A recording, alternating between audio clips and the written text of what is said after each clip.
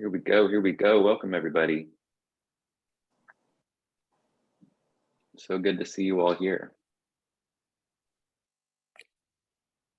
Congrats to those of you who have been here for the whole triple header, back to back to back, Tuesday, Wednesday, and Thursday this week. This is our third installment of group chat, and we're so excited that you're here. We've got a small group today, but we're already a few minutes in, so we might as well go ahead and kick it off. My name is Colin Angevine.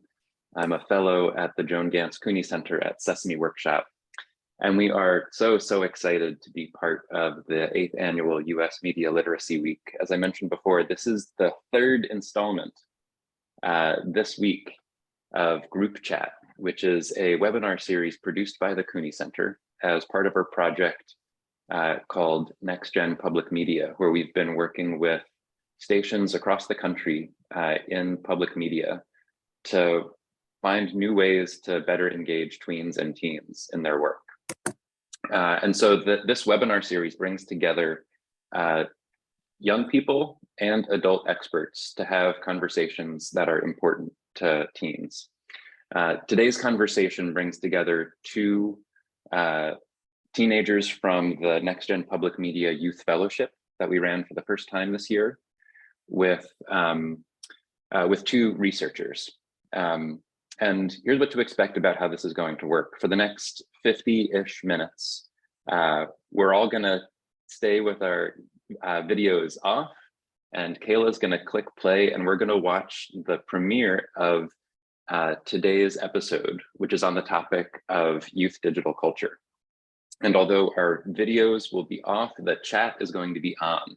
And as we watch this episode, we're gonna all be in the chat having hopefully what will be a lively conversation. So keep your eyes on the chat as we're watching this conversation.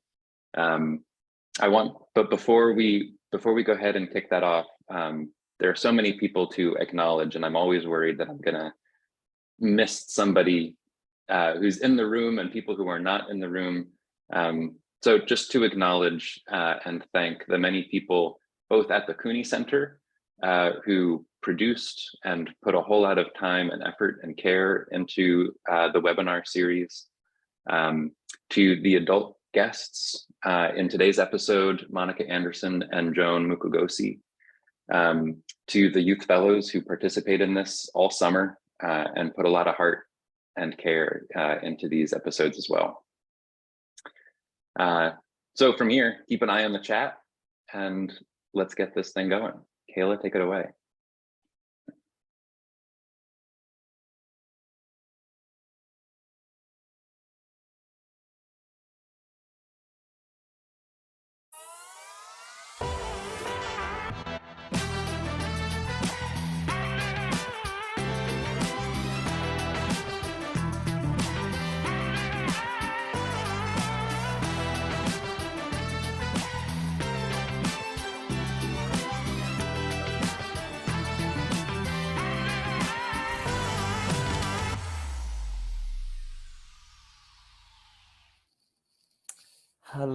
Hello. Welcome to Group Chat, a webinar series from the Next Gen Public Media Initiative at the Joan Ganz Cooney Center at Sesame Workshop.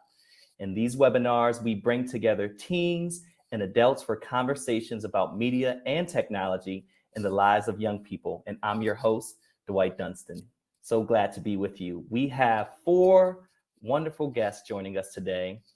2 of our amazing Next Gen Public Media Youth Fellows, and we have 2 researchers who are going to have the chance in just a moment to introduce themselves. But in terms of introduction, we'll have folks just go around, share your name, where you're calling from, and for our adult experts, if you can just share a little bit about the work you do in the world. And our youth fellows, we're going to ask you to just name something that you're interested in studying. So how about we start with Audrey? Hi, I'm Audrey. I'm calling in from Virginia. Beautiful. And we'll go next to Gabby. We'll just share our name and something you're interested in studying. Hi, my name's Gabby Rodriguez. I'm calling in from Philadelphia, and I'm currently interested studying film and media production along with art therapy. Awesome. And Audrey, we didn't give you the chance to share one thing you're interested in studying. I'm interested in studying business. Beautiful, beautiful. And we'll go over to Monica. Hey everyone, I'm Monica Anderson. I'm the Associate Director of the Internet and Tech team at Pew Research Center. So we are located in Washington, D.C. So I mainly do public opinion surveys, but also social media analysis around tech topics. So we study everything from social media and teens to online activism to things like online dating and driverless cars. And I've been at the center for 12 years now. Beautiful. Thank you, Monica. And last but not least, Joan. Hi, everyone. My name is Joan Mukogosi, and I am a research analyst on the health and data team at Data and Society. I'm calling in from Brooklyn, New York, and my background is in student activism and the sociology of expertise. Right now I'm working on some qualitative research projects that examine tech and data through the lens of COVID, essential work, and trust. I'm really excited to talk with you all today. Beautiful. Thank you so much for those introductions. I'm so glad to have each of you here. And to get started, we're going to enter a segment called How I See It. And so in this segment, we're going to either engage with a quote, a clip, some data, and then have a conversation from each of your different vantage points. We have experts who have done years of research. We have young people with different interests and different passions, but also some lived experiences to add to the conversation. And so the invitation is really just to share from your perspective how you see it with your different lens on, different hat on. And after some crosstalk, we'll then show the next clip. So let's start with our first clip.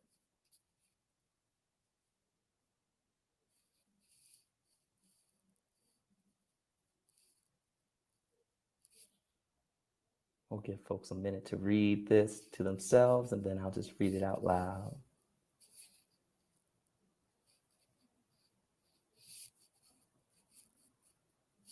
So, from Paula Derlovsky, we have the quote, "An ideal e-tribe should nourish your passions, interests, and curiosities. As with your relationships or circles in real life, your e-tribe should be supportive, welcoming, non-judgmental, and non-critical." So I want to start with Joan. Just from your perspective, how do you see that? How do you see it? How do I see it? I think that's a lovely quote. And I think, I definitely strive to have really fulfilling community online. But what it makes me think of is the report that we produced through Data and Society called The Unseen Teen, where we spoke with designers of different social media platforms. And what we found is that online spaces aren't often designed with young people in mind, which means that it's like in order to build communities that are fulfilling, young people have to do extra work to sort of make platforms work for them. And so I think about that, reading that quote, that communities that are fulfilling and bring joy to young people are things that young people have to build themselves. They're not necessarily built into platforms. Thank you, Joan. Over to Gabby. Gabby, any thoughts on how you see that? I definitely agree. A lot of platforms, I think, online are not suited for conversations or big group chats. I have so many different online platforms for so many different group chats or just environments just to get I guess the enjoyment that I want to. The biggest thing is Discord. I feel like that's the biggest community-based thing that was made for gaming, but it has become such a big thing to just make big group chats where you can FaceTime call. But a lot of social media platforms aren't suited for that. And Instagram honestly sucks for group chats and just connecting with one another. But also with online, I feel like there's a lot of good things because you can reach so many people. And you do create those different communities, whether you're communicating directly with the people or whether that's just like liking a post. So it's always nice to kind of find a group of people that have your same interest, whether you talk or not, but you kind of have like similar likes and interests with each other. Thank you, Gabby. Over to you, Audrey. Any thoughts on that quote? How do you see it? How I see it is, I think that communities online are so important to young people. If anything, I think they've been more important to young people than previous generations since we kind of grew up with it. And during COVID, that's how we all connected together as a generation, and we still had a sense of self of our generation, even though we weren't seeing each other in person. But I also think it's kind of difficult sometimes because, like you're saying, a lot of communities aren't really built to be super easy to form communities, and I think a lot of that is there's almost competition to be a certain way online, and you kind of have to hide who you actually are. And some people, there's a lot of negativity in communities, which can make it difficult. Yeah. Thank you, Audrey. And last but not least, Monica, curious how you see it. Yeah, so from some of the work that we've done in previous studies of teens, this sentiment comes up both in our survey work and work that we've done with focus groups.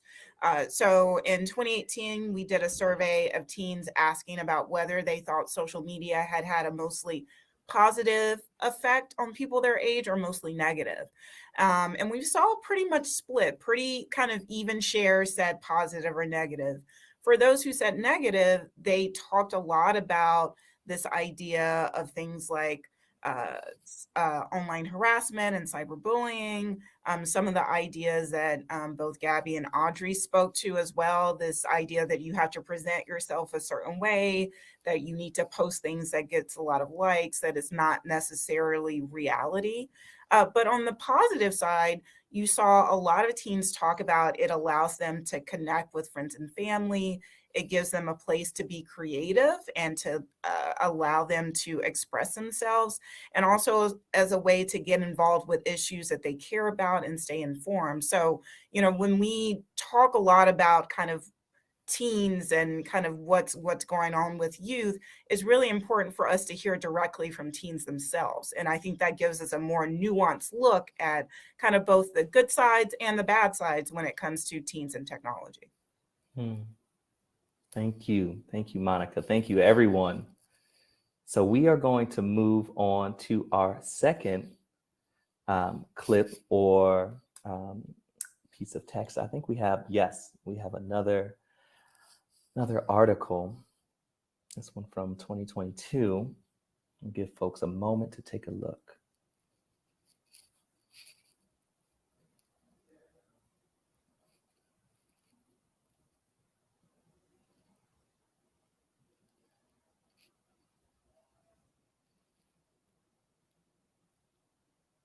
And so we're hoping our audience has had enough time to take this in, and we're going to hop to our panelists. And this time we're going to start with Monica here. So this graphic is from a report that we just released last week. Earlier this summer, we did a survey of teens in the US where we asked a lot of different questions.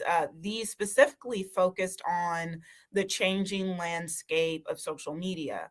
One of the things that's really kind of important through all the work that we've done over the years around teens and social media is just how quickly environments shift, where people are spending their time, how much time they're spending, and the idea that teens are getting different things out of different platforms. And, one of the kind of most striking things that we found in this survey, which perhaps is not necessarily surprising to those out there, is just how quickly in the span of, less than a decade, Facebook's dominance has really fallen among teens. So back in our survey that we did in 2015, the share of teens who said that they use Facebook was 71%. When we asked that same question again earlier this year, that number was 32%. On the flip side, you've seen a lot of rise in terms of teens who say they use Instagram and use Snapchat, TikTok, which was not necessarily around back when we surveyed teens in the 2014-2015 survey, is actually used by about 70% of teens. And YouTube is nearly universal when it comes to the types of platforms teens use. And I think it's really kind of important to, as we think about social media generally, to be able to disaggregate and look at which platforms are used more widely and how that might shift over time. Thank you, Monica. We're going to bop over to Audrey. When you look at this, and yeah, just curious from your perspective, how you see it, how you make sense of this. I was thinking that what's notable is, I think that a little bit like we were talking before, I think that media is moving more towards being super, personalized, which allows people to be more connected and find exactly what they really want to use media for. And less towards more platforms that are like Facebook that might be sorry, more, I feel like when I think of Facebook, and me and my friends too, I think of it like both keeping track of your family and as well as political, and I think that kids aren't really into that as much as adults are. Instead, we're switching to apps that are more, I feel like, friendly, like Snapchat, which is more casual. Thank you, Audrey. Bop over to Gabby. Gabby, how do you see it? Yeah, no, I don't use Facebook. So this graph makes so much sense to me, because all of the things that are very high up there is everything that I personally use the most, except Snapchat. Snapchat and Instagram had this weird like thing going back and forth, where Instagram was kind of taking what Snapchat was having with stories, because it's based on, like, you see how the social media platforms kind of jump off of each other once you see like teens interacting with it a lot. And since Snapchat had that cool like story feature, then Instagram started having that cool story feature. But all of these things I use like all the time. I think Facebook or like Twitter is just not as like it's interactive, but it's not as like useful to teens to kind of like interact with their friends. And I mean, personally, I don't use Facebook a lot. That's just my thing. Whenever I think of it, I think of like, oh, that's something that my parents use. That's not something that I use. No offense, but that's just like my take on those things. I just feel like it all depends on like how much you can get out of the platform. I feel like Instagram and TikTok are very like universal. A lot of people have started businesses on there. A lot of like youth have started becoming like youth creators on there. Same with like Instagram, and YouTube is like the ultimate, like, if you want to become a YouTuber, you can type of thing, or like post vlogs. So it's like you see all of these things kind of pop up from all of those different social media platforms, and it's kind of like what's the most popular to us. Thank you, Gabby. And then over to Joan. Joan, how do you see it? Yeah, this is really fascinating research. I also, like, I was in high school in 2014 and 2015, and so I witnessed like the rise and the downfall of Facebook firsthand. It was really popular, and now through this research, it's less popular amongst teenagers. But what I see that that's a lot of platforms and algorithms to manage for young people. Switching between these different platforms means switching between different ways of receiving content, and also navigating different digital spaces. And when we were conducting our research, asking people who build platforms about their process and what they're considering, it made us wonder a lot about the flip side, the people using these platforms after they're built. And so, yeah, I think this is really fascinating. It shows that young people, teenagers, are sort of navigating different, not just different platforms, but through that, different sort of algorithms, different ways of being online. And I think that that's honestly like a really cool form of knowledge. So, really cool skill. Yeah.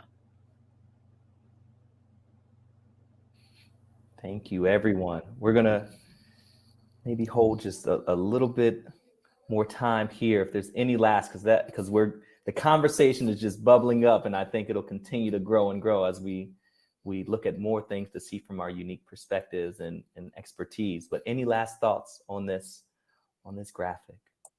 I was thinking that there's definitely, in the new forms of social media, a trend towards platforms that are more fast-paced and interesting.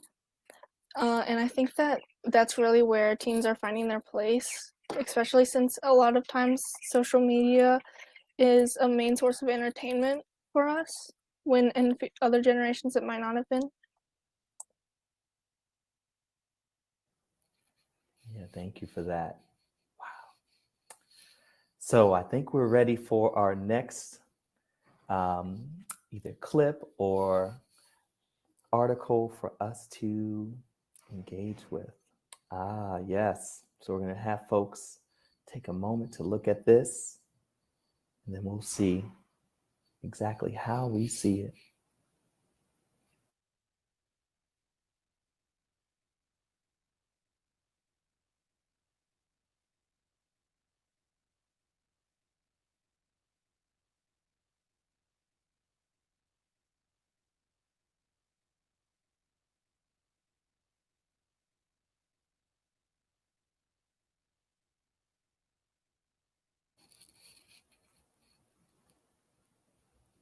So I want to start with Gabby here. Gabby, how do you see it? The numbers are everywhere. So I think I'm still trying to wrap my head around like this graph as well. But just from the title, like older teens are more likely like than younger teens to like say it's hard to give up social media. I think I agree with that the most. I think me, like as I was growing up, I was more like confused on what social media had for me, and like I didn't really use it at a young age. I think if we like do this again or something like that and the new generation starts getting on social media, because I see my cousins getting on social media so young now, when me as I was growing up I got into it like around like fourth or fifth grade, but now you see people in like kindergarten getting on social media. But I think as your understanding of social media grows, I definitely would think it's harder for me to get off than like someone who's younger than me, because I personally, my whole life is in social media at this point. Kind of like I guess the way that I perceive myself to people is on social media, like my business, my art, and everything, and kind of like all these friendships I've grown is also on social media. So it would be hard for me to detach that. But that's just kind of how I see, I guess, this whole thing. Thank you, Gabby. Monica, I want to bring it over to you. How do you see this, especially given the work and where this is coming from?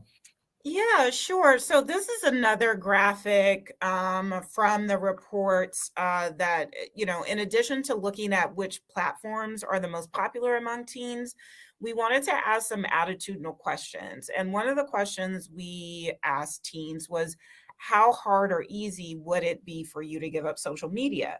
And we see that it's pretty much split down the line. So 54% of teens say it would be hard, 46% said it would be easy.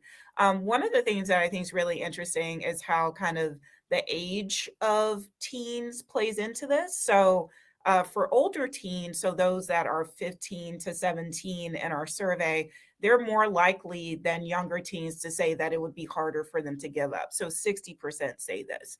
And so, there's also some demographic differences around a little bit around gender. There's also some big differences when it comes to how often teens are using social media. So for teens who say that they're using these social media sites almost constantly.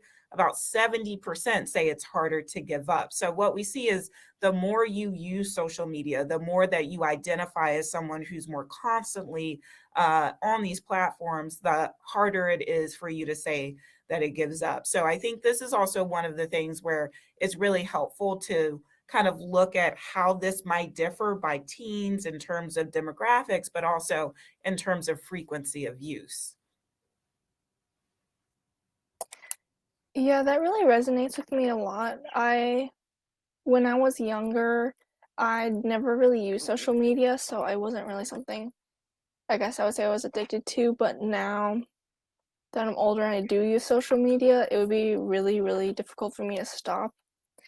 And part of that, I think, is just like it's really overstimulating to always be online.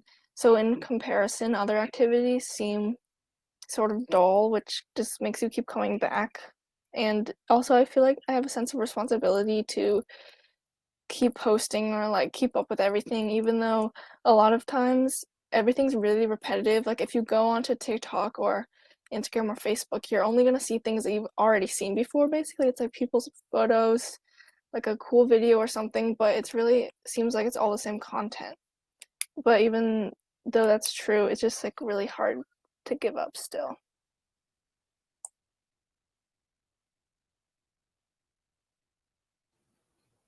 Joan, want to make some space for you, and also if there's any questions folks are generating from comments that someone else might have shared, want to make some space for that as well. Yeah, I'm just soaking it all in. This is really fascinating. And I think, Audrey, your last point, again, speaks to this idea that your experience on platforms, everyone's experience on platforms, is in some part dictated by algorithms and the way the platforms show you content. As you were saying, this sort of like cookie cutter or like the same content over and over and over again. I will say, like, to this point of like giving up social media, I think like part of the nuance here is that, you know, social media, like just turning it off, I feel like doesn't encompass like the capacity for both joy and like pain and like all the different uses that social media has in our lives. I think that there's that level of I don't know. It's kind of complicated what platforms can bring you. I wonder, yeah, if Gabby or Audrey, you could speak to those, I guess, like dual sides that giving up a platform, you might not want to do it because it's fun, or you might want to do it because it's really harmful. You know, it can hold a lot of different things. So yeah. Yeah, I think that's a really good point because a lot of times it feels like at first it feels fun, but then if you keep scrolling for a really long time, you kind of start to hate yourself for how much time you've wasted. Because like I was saying before, it feels like everything is fresh and new, even though it might not be. But also, there are really good things to it. Like I get a lot of my creative ideas from things like TikTok because I see other people doing things and it gives me ideas to keep creating. I'm sure Gabby can relate to that a lot. And also the community aspect, which are the beneficial parts rather than the negative ones. I think now I've been trying to find ways to detach myself from social media and just use it purely for like creative purposes. Because I do a lot of like creative work where you kind of have to be on social media, promote yourself. I feel like social media is now like the big promotion for everyone to kind of be on, especially myself. And I had this incident where it's like I realized I should possibly maybe get myself out of social media when my Instagram was hacked one time and I was sobbing. And then I like took a step back because I was on the phone with my partner and he was like, "Why are you sobbing over Instagram? You can make a new one." And I was like, "That's so true." I think like personally for me, it's turned into more of like what Audrey was saying, with was like a repetitive and can be sort of negative. I've had like I've had friends tell me like they're taking a break off of social media because it's just so overwhelming. And I know for me, it can also be overwhelming, especially when you have big, like, I feel like it gets the most overwhelming when big political trends come into play or big trends overall that create a lot of like debates between people. And that's when I actually like turn off my phone and I don't interact with anyone. I don't post anything on my story because it's so much going on with like this is how one person feels, this is how another person feels, and one person comments and then it's a whole blow up on social media. So there's a lot of like negatives, and I'm definitely trying, I think, as I get older to really detach myself and kind of enjoy life a bit more outside of just my phone than just like being on there all the time and being like consumed by it. It doesn't really make me feel good. So Um, Oh, sorry, can I go?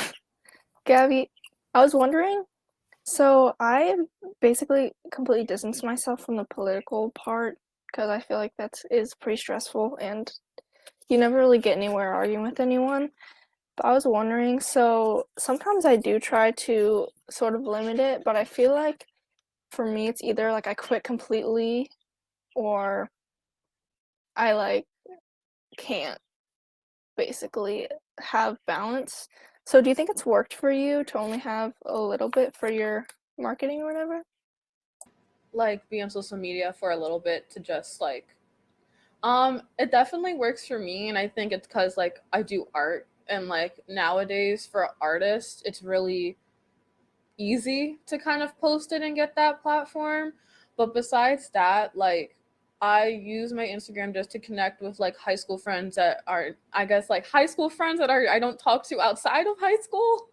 And just like purely like posting for media, especially since I do a lot of media work, and then visual art because I do visual artwork. And besides that, if stuff gets too overwhelming, I'm just like, I'm not on Instagram today. I'm good. So I think for me, it's worked. But I think it depends on just like the team and also like the person.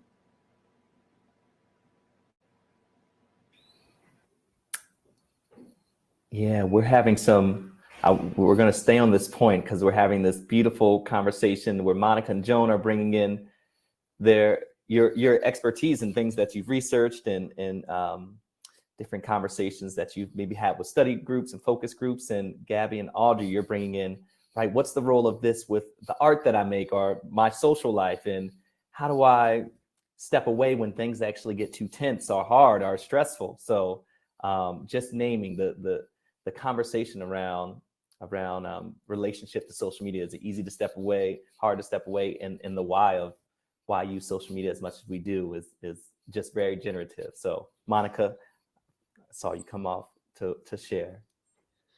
yeah. So, in addition to the survey that we did this year, we also did focus groups of teens to just learn a little bit more about their own perspective. And as we're kind of talking a little bit about kind of politics and political discourse on social media, those topics definitely came up in our focus groups as both a way for social media to be involved politically. A lot of teens talked about being involved with Black Lives Matter, promoting issues that they really care about, really kind of finding those communities, finding where you can go to in-person rallies. But at the same time, we also got the same teens talking about feeling worn out about all of the political discussion, feeling fatigued, feeling like you're just going around in circles talking about the same thing, but nothing is actually happening. So again, it kind of speaks to the nuance and the both sides of this, where we heard from one teen in particular. She was kind of very vocal and active politically on social media, and thought about it as a way that without social media, she would not have that kind of two-way communication to meet people and to express herself. But at the same time, she talked about having to disengage and kind of back off on it because it was getting too much, particularly with folks who disagreed, whether it's people in her family, and how those online communications do turn into offline confrontation. So, I think that's another thing to keep in mind too, that the conversations that you may have, particularly around politics, could be heated, but it doesn't mean that it just necessarily just stays on social media.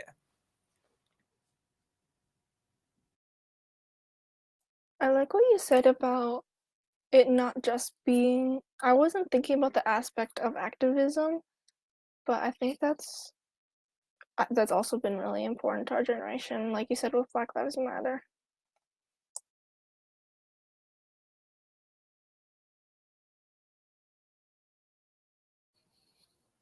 Any other thoughts on this? How folks are seeing it? Wow, is yeah, from many different lenses, but also I hear some shared lenses, or at least some experiences that then get affirmed through the research, through yeah, different ways that folks have studied the topic of the uses of social media. Yeah, maybe beyond the connecting, we're in the activism piece. Which, Joan, I know, I'm curious if you want to share any more about your research or things you've seen in your realm. Yeah, I will say I got my start in digital activism, doing this exact work of sort of building activist networks online that translated to in-person gatherings as well. So yeah, it's something that I'm really passionate about. And I think just to add to this discussion, something important to acknowledge is that like political activism or well-being or happiness online means something different to everybody. And I think that I'd be sort of interested to hear again from Gabby and Audrey, from your perspective, sort of like what activism can look like. I think, you know, there are, like, as I said, those like online and offline transitions, but there's so many ways to be active online. And I wonder if you guys have encountered those or engaged in some of those things.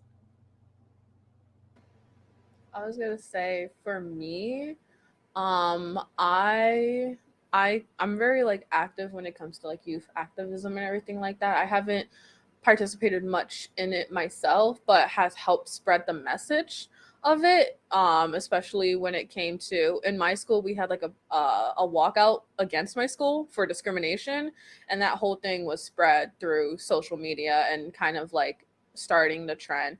Especially when you had like the whole Roe versus Wade, everyone going to City Hall, like everything was spread on social media and kind of like sharing that out. So I feel like youth, especially now, I'm always in it and around it. It's like so prominent on social media, and it's so like the moment something comes up, it's shared in a group chat or it's shared on everyone's story. I swear I see the same thing on everyone's story when something big is happening or where there's like a walkout or we have to go to City Hall. Like it's the same post on everyone's story or post that they're doing. And I think it's just been it's gotten like so like I don't know what, I forgot the word at this moment, but it's become such a big like movement. I think like using social media as a platform to kind of encourage youth activism or become a youth activist yourself. Yeah, I think due to that, we've made huge strides towards things like equality and acceptance of people from all different backgrounds and things like that. And like Gabby, I haven't been super active in political activism online, except for helping spread the message, which is, I think, some of the most important parts, because if the message isn't spread, then no one's gonna see it anyway. So yeah. Yeah, I'm appreciating Gabby and Audrey, just some of the personalized experiences with social media and activism, and really can't separate it myself from the broader questions or broader thoughts around digital media or youth digital culture, how this is all a part of digital culture. And Joan, I love what you said before. You know, you sort of, in graduating high school in 2014, you saw sort of the rise and fall of Facebook, right? And I think about how people were maybe political or embodying activism at that time in 2014, and maybe what are some of the things that folks were talking about and how were folks connecting around issues. And in 2022, Gabby and Audrey, you know, folks are connecting in ways that you're seeing, whether it's the same story on many timelines on TikTok or different social medias, or the ways that even folks begin to get pitted against one another. It's all speaking to larger cultural trends, I think, around digital culture, youth digital culture, and activism. So any last thoughts on just that as we zoom out from the beautiful sharings from Gabby and Audrey? Monica, Joan, anything you want to say about or share about trends that you've seen?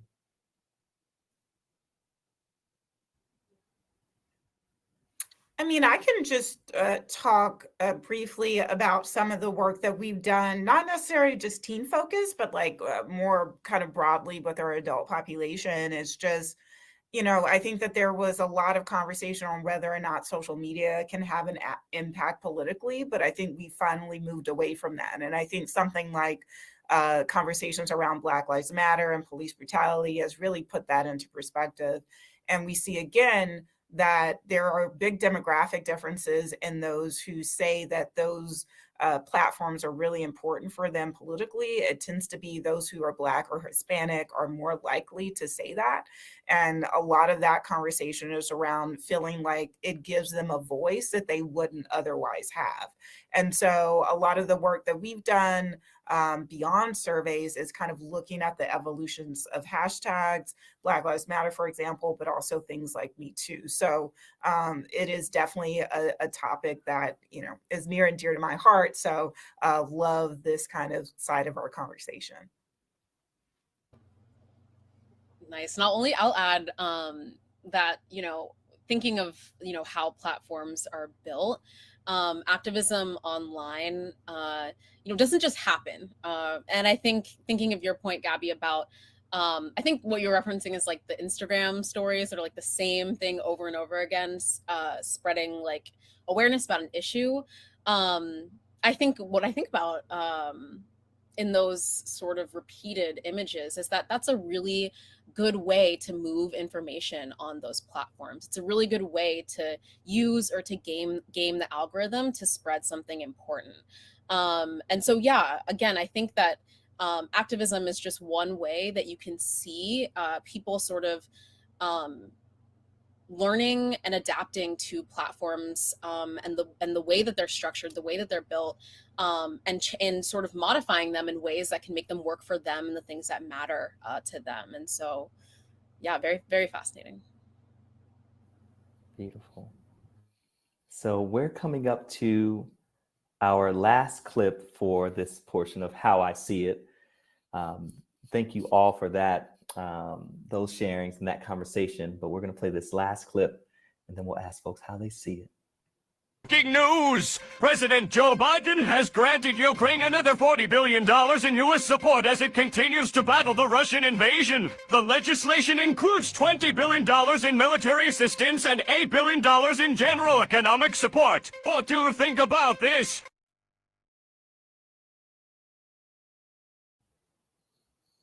So I'm very curious, and I'm not going to curate it as much this time or facilitate it, but curious how folks see it. How do folks see that clip? I can jump in real quick. Yeah, no, that's how I get my news. I do not watch news stations. My mom has it on every morning, but do I pay attention? No. Am I on TikTok? Yes. So there's a lot of accounts on TikTok that are like that, where it's kind of like someone giving the news like really quick. I think that was like the funniest way that I've seen it on TikTok. And honestly, it just brings me back. Of course, that's the SpongeBob fish that gives the news on SpongeBob. And like, who wouldn't want to just stop and watch that? That made me crack up every time that I saw it. And honestly, that's just how I kind of get my information when it comes to, I think, serious things happening or just like minor things that are happening with, whether it's like with celebrities or like just something going on in like Philadelphia or something like that. Like, I usually get all of my stuff on TikTok or Instagram, and it's easier for me, I think, if it's in a short time span and also something that's interesting, because if it doesn't like capture me in like the moment I'm looking at it, then I kind of just like slide past it. And for that, I would stay and watch the whole thing and then go on the account and then see every single thing and then probably learn something new. So I do definitely get news from TikTok, and I think that a lot of us do because it's kind of unavoidable. but also I feel like sometimes I'm skeptical of sources because you know how anyone can make a TikTok.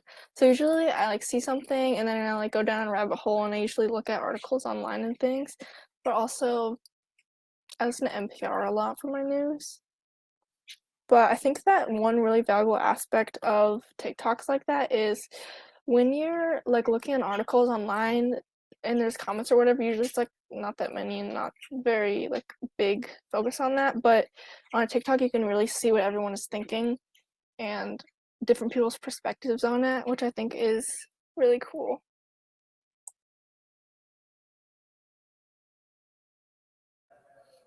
Monica or Joan, anything you want to add about how you see it? I'm like trying not to die of laughter because I love the SpongeBob fish news. No, but I think like not to sound like a broken record, but platforms are not built for teenagers, which I think is so ironic given the creative and like hilarious content that teenagers produce every single day on platforms.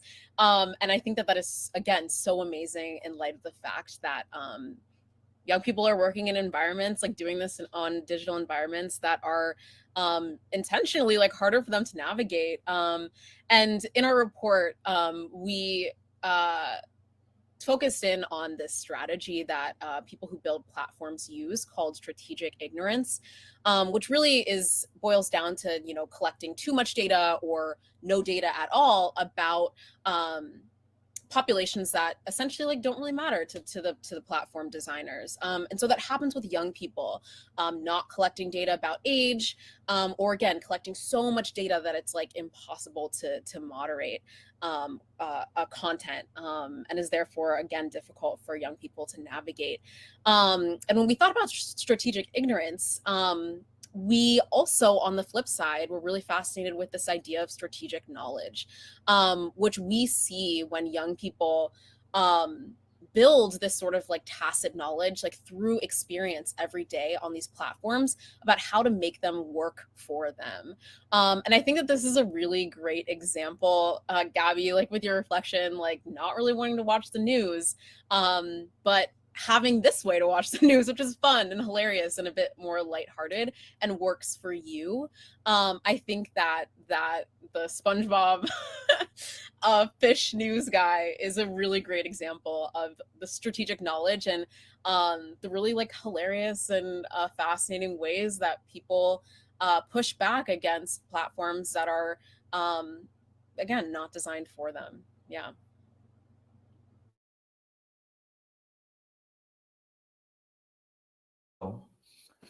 I have a question. I just want to know if Joan and Monica, would you guys like watch the SpongeBob news guy every day if that was like a thing? If that was like a show, would you guys watch it? Maybe if there were, I mean, you'd be surprised at like my kind of TV watching diet. So I really watch anything, including Love Island UK. So. Wow. I have another question. Yes, I was Audrey. wondering, Joan, so you're talking a lot about how platforms aren't built for young people. I was wondering, like, what aspects that is and what a platform that was built for young people would look like. That's such a great question. I might have to throw that second one back at you in terms of what those platforms would look like. And I will say, to protect the anonymity of the people that we talked to, we didn't get down to too many specifics about things that are sort of built and not built for teenagers, if that makes sense, to not identify the platforms that they were working with. But as I mentioned at the beginning, when building platforms, like essentially they have this imagined average user in mind, and that average user is normally white, male, and an adult. And so I think without getting into specifics about like what parts of platforms sort of reflect that ideology, I think your guys' experience might tell us more about how to answer that question. And so I'll throw it back to you. Like, what do you think that a social media platform that is built for young people would look like? What would it have? What would it include? I think that honestly it would look like TikTok because I feel like that's like the app for young people. It's fast paced and just a lot of conversation always going on, and anyone can contribute basically. But I also do get a lot of out of other platforms that I guess you would say are built for like adults, but maybe not in the same way that adults would. I'm not sure. Mhm. Gabby, any thoughts you want to add there before I transition us? No, I think Audrey said it for me. So Beautiful. Yeah. Beautiful. And Joan, I saw expert facilitation. When somebody throws a hard question, you just flip it back around. And Audrey, y'all caught it beautifully. So thank you for that rich conversation all throughout that segment of how I see it. We're going to move to our last and final just question together. And that's just one thing that hasn't come up, or one thing you just want to leave with our listeners, leave with one another. Just going to have you go around the space. Maybe we'll start with Monica and just share just one last thing, a takeaway or a piece of fact. Monica, will you mind starting us off? Sure. One of the things that I think is, also happening, is still happening, is the pandemic and COVID. And I think as a researcher, being able to delve more into how technology has kind of facilitated those connections or not, particularly among youth, is really something that I'm very interested in. We have asked teens questions about kind of their learning preference, so whether like they'd like to be completely in person or hybrid or completely online, and a majority do want to go back to full-time in person. But I think that there's a lot that there's still left to be unpacked and to understand how this moment, particularly for youth that are coming of age, how the pandemic has impacted their life and how they see technology involved in those conversations. Thank you, Monica. Joan, one last thing, one thing you want to leave with us. Yes. I think something we didn't get to touch on was Adrienne Marie Brown's piece on cancel culture and her really important knowledge questions about like how do we end cycles of harm online. And so I just want to leave everybody with first that like what we're modeling here, engaging young people in discussions about how they experience platforms, but also into the process of how they're built from the ground up, I feel like is essential to ending cycles of harm online, and also building, digital worlds that are really truly fulfilling. Thank you, Joan. Audrey. I thought it was really cool just to see the research behind the things that we're saying, because I've never really looked into that before. Especially what they're saying about the statistic, the second one, the one about how like it was basically split between people saying it would be difficult to give up social media and people saying that would be easy. And I just thought that was interesting to see perspectives that were different from mine. So thank you for that. Beautiful. And Gabby. Yeah, no, I think for youth, and it's interesting to see, like, I think bigger organizations and like adults trying to like appeal to youth now in certain ways. But I think having like places where youth, like right now, can like speak freely on their like experience with social media and have like areas where they feel, well, where I feel the most like comfortable is like so important. Even though like some of those spaces, I feel like, we didn't touch too much on like the negativity. We like we touched on it and talked about it. There are a lot of like negative things when it comes to social media, and there are a lot of times where it's kind of like youth don't know when to get off, or like especially I don't know when to like fully detach myself sometimes. But there's like a lot of positives, and I feel like a lot of adults are recognizing those positives rather than making social media into like this whole like big bad type of thing, like, oh my god, you're always on your phone type of thing. And I just like really appreciate that, and I really appreciate kind of these spaces that are now being created for youth to kind of speak together and speak with other people from different mindsets. So just all love. Audrey, Gabby, Joan, Monica, thank you so much for such a rich conversation on youth digital culture, for your experience, expertise, wisdom, brilliance, grace with one another. And to our audience, we hope that we see you again soon. We hope you enjoy this conversation, and just want to wish everyone a good day. Thanks, y'all.